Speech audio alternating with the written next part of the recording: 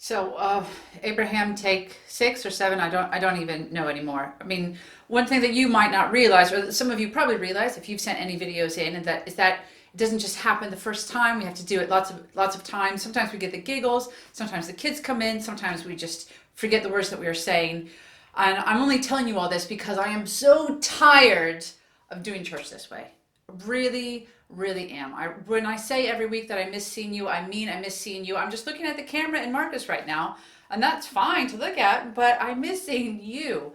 And I wonder if you're feeling the same way. If you're sitting in your sitting room, or you're sitting in your living room, and you're wondering, should I sing along? Should I stand up? Or should I just kind of listen to the videos? There might be people in your house who don't go to church with you, so they're kind of in the background. You feel awkward, or maybe the kids are kicking off, or I don't know. But it's not being together, is it?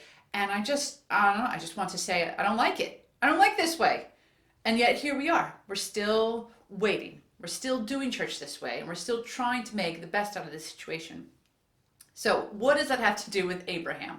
Well, I'll try to see if I can pull it all together again, because we're going to be doing a series on the next 3 weeks about three fathers and sons in the Old Testament: Abraham, Isaac, and Jacob. So, we're going to start with Father Abraham. Like we had this song earlier about with the arms and the legs, and I wonder if you tried to do Father Abraham or not, but we're going to go ahead and talk about him.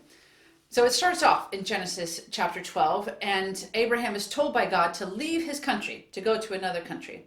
And it's this part of the story, it's interesting because it has a big part of the calling that Marcus and I had to come to the UK. Because when we were in America, we were working for the Salvation Army in America, and there was a candidates poster for people wanting to go into officership. And there was a poster that said, "Leave your father's country." And we were like, oh, okay, that's a little bit on the nose, God, but sure, all right, we'll do it. We'll move to England. And obviously we did. And I have said a few times in the past few weeks that there's some elements about being in lockdown that are actually quite similar to when we first moved to the UK for the first time. Or I should say, it's similar to leaving the place that you're used to and going to a new place. Because suddenly you can't see the people that you're used to seeing all the time. And you can't go to the places that you're used to going all the time, and you can't get the things that you're used to getting all the time. It's all completely different. And even though I felt called by God to be in the United Kingdom, I still didn't really like it. So just as an aside, for those of you who have missed your children or your grandchildren or your parents, and now you can see them again, you might just want to spare a prayer for those of us who still can't see our families who live in different countries because of what God has called us to do, to be in a different place. So so here we are in a different place, in a place where things feel uncomfortable to us. And I wonder if we'd feel different if, like Abraham, God had said to us, I want you to go to this place of lockdown. Like, instead of the government and scientists telling us you have to stay at home and wait, if it was God who said you have to stay at home and wait, would we feel more of that blessing and that promise? Like, this is what we're doing. We're doing it for the Lord. So that might be something that you want to think about. How is this doing this for the Lord? Even though we don't really like it, we don't like the waiting, how are we doing it as a response to his call and his wanting to use us? But anyway, Abraham, he left his country as God told him to. God said, I will make you into a great nation. In fact, so in Genesis 12, he calls him Abram, and later on his name changes to Abraham, because God does that sometimes. He changes people's names. And God said, I'm going to make you into Abraham, the father of multitudes. I will bless all the nations and all the peoples of the world through you. But Abram wasn't going to be a great nation at that point because he didn't have any children. He didn't have any offspring. But God promised him that he would. And he was 75 years old at that time, so he didn't really think it was very possible that it was going to happen. But he trusted God. He trusted this promise that he was given, and he left. He went and he saw Canaan. He saw the promised land.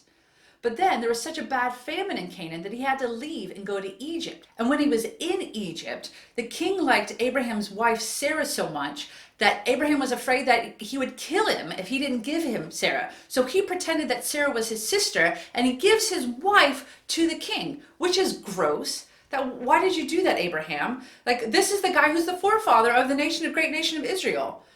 And then, of course, there's the whole family mess. Abraham took his nephew Lot with him. But then Lot's behavior wasn't very good, and Lot's wife's behavior wasn't good. And then Abraham and Lot have this big, like, family quarrel and split. So this is the imperfect person that God has called, that he says, I'm going to bless and use this person, Abraham, to be the father of a great nation. And by the way, he still doesn't have a son. And sometimes I think, why are these stories in the Bible? Doesn't it kind of like negate how good God is if the people that God chooses are kind of yuck and do bad things? Or I didn't even mention about how he goes ahead and has a son with his slave, Hagar, and then he treats that slave and that son really badly because they're not the son from Sarah that he was promised. But anyway, back to, why does God use people who are imperfect? And I think it's because God uses people who are imperfect. And isn't that great news for those of us who are imperfect, who even though we've tasted of God's goodness, we keep making mistakes. Our family situations are still messed up. We keep doing things that we wish we didn't. We keep waiting for the promise that we feel like should be coming to us, and there's no sign of it. God has given us a blueprint to say, this is how I do it. This is how God does it. He chooses imperfect people and he makes them wait. And I think right now in this lockdown time, we're not only having to wait, but why don't we even feel like we're doing it imperfectly? Like we're getting grumpy with people, like we're not giving to people as much as we want to, like we're trying to do these videos and they're really hard. But God uses this imperfection, uses this imperfect form of worship that we're trying to do. Just as like he used an imperfect Abraham, just like he used an imperfect David and Peter and Paul and all the characters in the Bible, he uses imperfection to make his perfection known. So here they are waiting.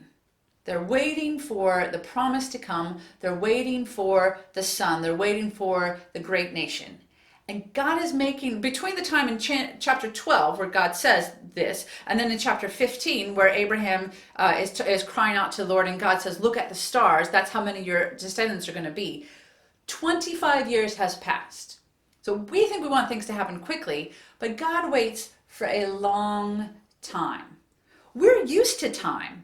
And we see our time like a line, like here we are from birth to death, and that's our life, one line. But God is above it, and he's all around that line. And our line kind of intersects with other lines in history, and God is just waiting to see it all work out. I mean, like it says in 2 Peter 3:8, a day is like 1,000 years, and 1,000 years is like a day. And God is not slow in keeping his promises, but it feels slow to us. I mean, maybe this time right now where you're saying to each other, what day is it? Has this really gone on this long? Is it really June now? Maybe that's a little taste of eternity, of not knowing what day it is, not knowing how long time has passed because we just keep waiting for the Lord. But we don't just wait. In Isaiah 40, verse 3, it says, wait on the Lord and renew your strength. God is there in the waiting. We don't wait for him to come. We wait with him. And as we wait, he renews our strength. Listen, I don't even want to say that because I'm so tired of waiting. I don't want to keep preaching about waiting. I don't want to keep living waiting. But that is how God works. He picks imperfect people. He promises us that he's going to love us. And then he makes us wait. Not wait for the love and not wait for the strength, but wait for the promise that he is saying that he's going to give to us. And by the way, I can't not talk about the fact that there are so many people in our world, people who because of the color of their skin, people because of the place where they're born, people who God has created and loved, who are waiting for justice, who are waiting to be treated fairly, who've been waiting generations for that to be true.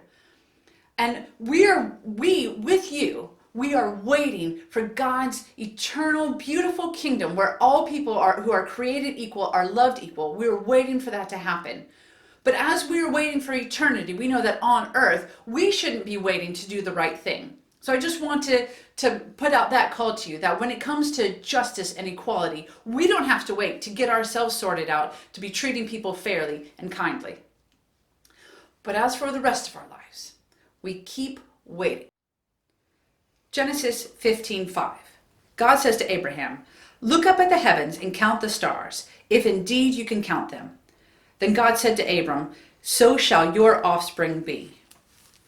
I remember a song that I used to like that said, sometimes I think of Abraham, how one star he saw had been lit for me. See, I'm part of the story. You're part of this story. When Abraham looked up at the stars, one of them was for me. One of them was for you. And it's not just that we can see in this story that God picks imperfect people, and he also picks imperfect people like us. It's not just that we can see that Abraham had to wait and we have to wait. It's that in God's eternal perspective, all those hundreds of years ago, Abraham saw a sign that was God saying, I want you to be part of this family, and I'm going to make it happen. And the way God made that happen was by Abraham having his son Isaac, and then Isaac had his sons Esau and Jacob, and then Jacob had his 12 sons who became the nation of Israel, and then they had sons, and on and on and on and on until Jesus was born into that nation of Israel. Jesus died on the cross and rose again, and we can believe him and be part of that family and be one of those stars that those hundreds of years ago Abraham saw that was one of us.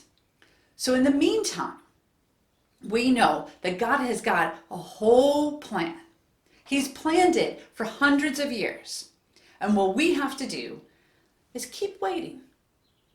Now, we have only been waiting in this lockdown, only waiting for 11 weeks. This is the 12th Sunday, so we're going into the 12th week, I think, or maybe it's the 11th week.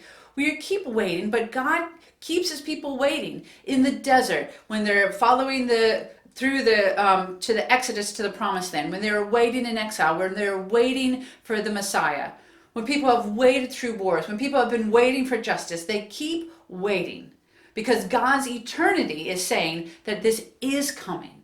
It is going to happen. And then when it does happen, we'll know that God's promises are true, and he is faithful, and he loves us, and he has been planning it all along, or from way back when Abraham saw those stars that were us. So in the meantime, we wait, we renew our strength, we trust the God who calls us and makes us more and more like him every day, and we miss each other. So God bless you. And I hope we see each other soon. I really hope that we do.